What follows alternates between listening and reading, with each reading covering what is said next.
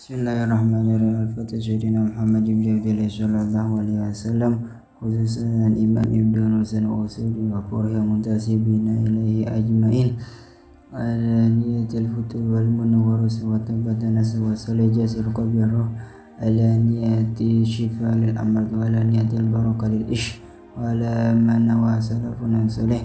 Al-Fatihah. A'udzu billahi minasyaitonir rajim. Bismillahirrahmanirrahim.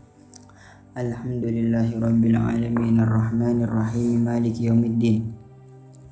Iyyaka na'budu wa iyyaka nasta'in ihdinas siratal mustaqim siratal ladzina an'amta 'alaihim ghairil maghdubi 'alaihim waladdallin.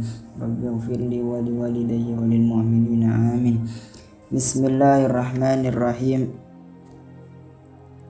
Qala al-musannifu rahimahullah ta'ala wa nafa'ana Allah bihi wa bi ulumihi wa bi asrarihi fid dar amin. Qala Imam Ibn Rushd fi kitab Safwatuz Zubat ila an qala Bismillahirrahmanirrahim. Alhamdulillahi dzil jalali wa syari'il harami wal halali. Bismillahi ay abda'u ngawiti sopo ingsun kelawan nyebut asmane Gusti Allah. Sipate Allah Ar-Rahmani kang welas kasih ing dalam dunia lan akhirat sopo Allah. Ar-Rahimi ing dalam kang welas kasih ing dalam akhirat beloko sopo Allah. Alhamdu utawi sekabehane puji iku lillahi tetep kadue Allah. Sipate Allah dzil jalali kang anduweni keagungan. Wa syari'il harami lan mertelaaken haram. Wal halali lan mertelaaken halal. Imam Ibn Rushd mengawali karangan kitabnya dengan membaca bismillah. Kemudian alhamdulillahi dzil jalali. Alhamdu segala puji bagi Allah. Apa yang dimaksud segala puji bagi Allah? Di dalam kitab Nailur Raja yang dikarang oleh Syed Ahmad bin Umar Asy-Syatiri Al-Hadrami, di situ dijelaskan bahwasannya hamdu lugatan secara bahasa itu apa? Huwa as-sana'u bil lisani 'alal jamil ikhtiyari, yaitu pujian bil lisan dengan lisan, 'alal jamili atas kebagusan, dan mujinya itu al-ikhtiyar dengan dorongan sendiri, bukan karena paksaan, bukan karena dikasih uang.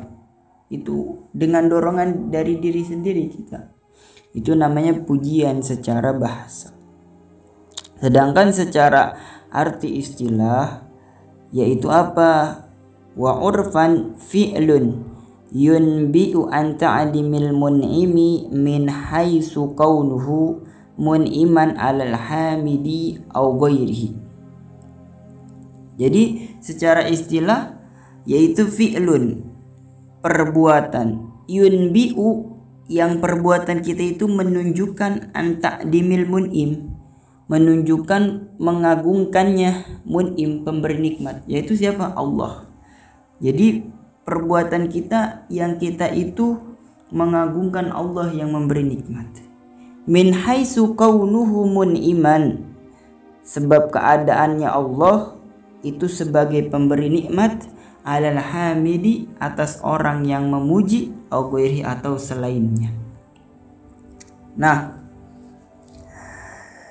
di kitab Nailur Raja juga dijelaskan bahwasannya hamdu itu ada beberapa rukunnya.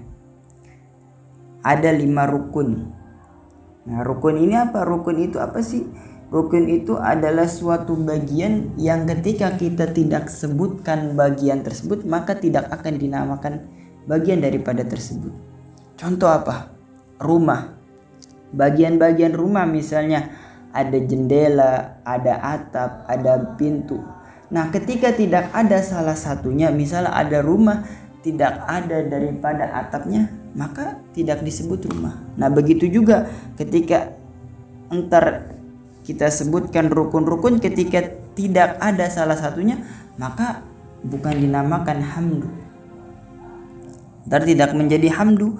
Di sini dijelaskan walil hamdi arkanun khamsatun. Bahwasannya alhamdu itu memiliki 5 rukun. Yang pertama hamid, orang yang memuji, atau di sini wahwal munsyiul hamdi, yaitu yang melakukan pujian. Jelas bahwasannya ketika pujian itu harus ada orang yang memuji, karena nggak bisa kalau tidak ada yang memuji. Kemudian yang kedua yaitu mahmud. Mahmud itu wahwal mun'im, yaitu orang atau yang memberi nikmat seperti Allah. Jelas dalam pujian atau dalam hamdu itu harus ada orang yang dipuji. Seperti kita memuji, pasti ada yang dipuji. Nah, yang dipuji itu yang di sini itu hamdu itu adalah mun'im, yaitu Allah yang memberi nikmat kepada kita. Kemudian ada lagi mahmud bih, yaitu apa? Alat pujian. Di sini dijelaskan wahwa al-lisanu masalan, contoh seperti lisan. Nah, jelas dalam hamdu itu harus ada yang namanya alat puji seperti lisan, karena sulit ketika tidak ada, malah kan tidak bisa. Kemudian yang selanjutnya wa mahmudun alih, yaitu alasan memuji. Ada ketika kita memuji sesuatu pasti ada alasan untuk kita memuji suatu. Di sini bahwasannya apa? Wa huwa ni'mat. Nah, alasan kita memuji Allah karena Allah memberi nikmat yang begitu luas, begitu banyak kepada kita semua. Seperti apa? Nikmat sehat wal afiat, nikmat panjang umur. Nah, kemudian yang kelima daripada rukun-rukunnya hamd yaitu apa? Sigot. Sigot itu adalah susunan kalimat. Karena ketika kita memuji tanpa sigot, ya tidak akan bisa. Seperti apa di sini dikatakan kaqaulika alhamdulillah, seperti alhamdulillah segala puji itu milik Allah. Yang kedua seperti apa? Zaidun karimun, Zaidun itu orang yang mulia. Nah, kelima rukun-rukun ini itu harus ada semuanya dalam hamd. Ketika salah satunya tidak ada, maka tidak disebut itu hamd. Contoh, misalnya mahmudnya tidak ada, maka tidak dinamakan itu hamdu. Karena kalau tidak ada orang yang dipuji, kita mau memuji kepada siapa? Kemudian kenapa? Di sini dijelaskan bahwasannya kenapa ketika alhamdu itu ada kata-kata segala puji. Nah, maksudnya di sini. Jadi pujian itu ada 4. Ada kalanya qadim alal qadim, qadim alal hadis, kemudian hadis alal qadim, kemudian hadis lil hadis. Maksudnya di sini apa? Qadim li qadim, yaitu Allah memuji kepada Allah sendiri. Di sini katakan hamdulillah, hamdulillah li nafsi, Allah memuji dirinya sendiri. Seperti apa?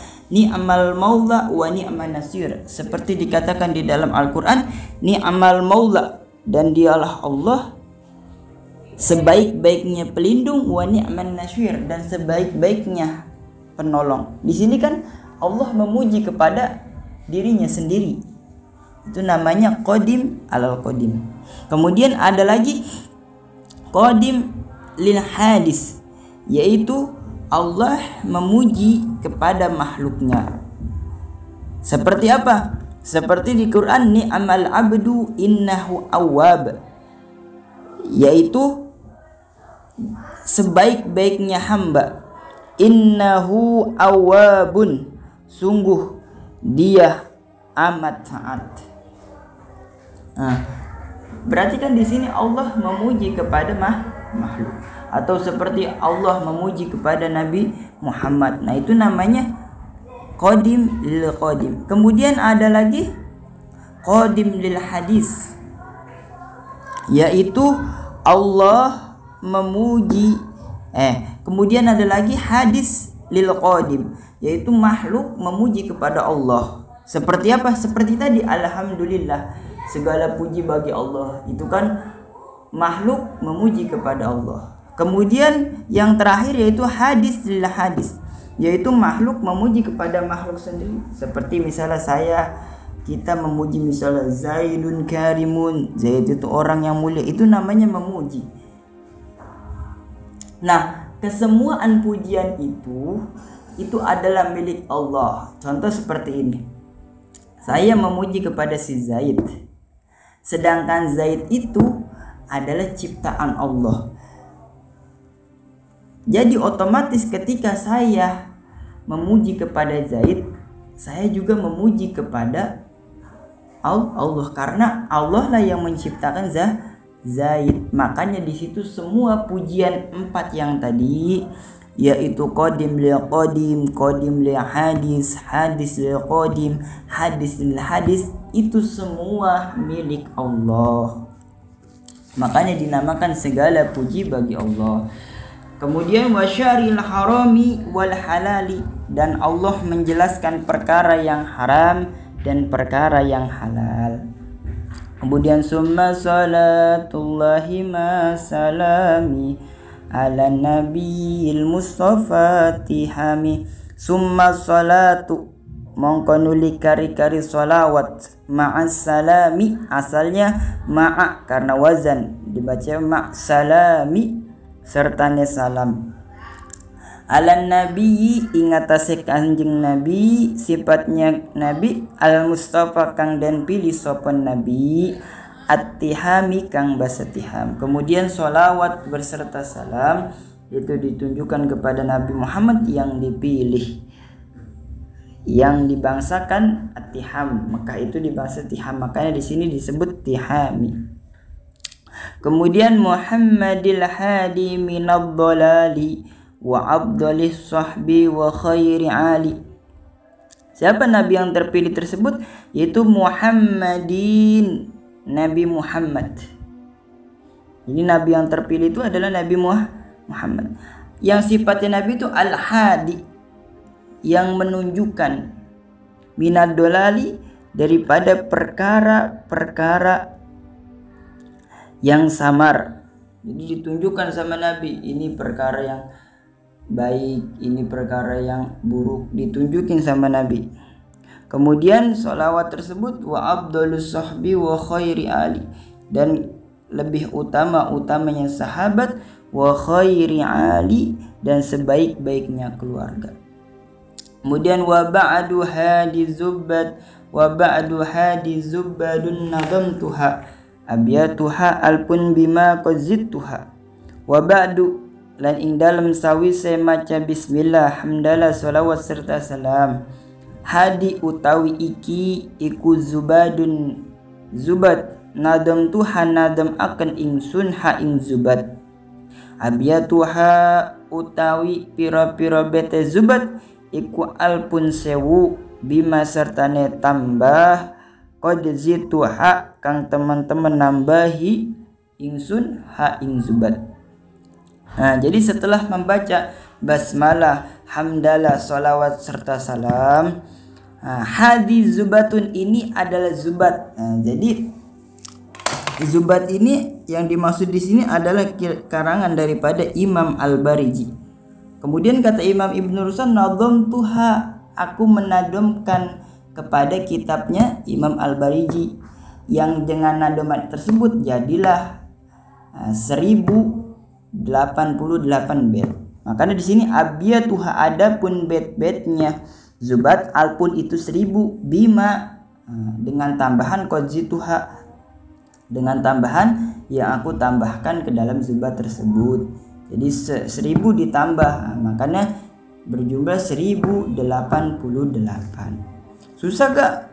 Tidak. Makanya di sini sama Ibnu Rushd dikatakan yasulu hibduha alal aqfali nafi'atan lil mubtadir rijali. Gampang kata Imam Ibnu yashulu gampang. Apa sing gampang hibduha ngapal akan zubat alal atfali ingatase piro-piro wong bocah cilik. Nafi'atan hale bermanfaat lil mubtadir rijali maring piro-piro wong lanang kang nembe belajar. Jadi yashulu hibduha, kitab zubat ini mudah hibduha untuk diabalkan. Bagi siapa? Alal atfali, bagi anak kecil. Coba bayangin bagi anak kecil aja gampang, apalagi orang dewasa, apalagi anak muda, apalagi orang tua. Makanya di Yaman itu anak-anak kecil itu udah pada hafal nadum zubat itu. Seperti layaknya di Indonesia ada di suatu daerah itu kitab alfiah hafal, baik itu anak dewasanya, SD-nya, ulamanya hafal. Nafi'atan lil mubtadir rijali, dan bermanfaat lil mubtadir rijali bagi orang-orang yang pemula dalam menuntut ilmu.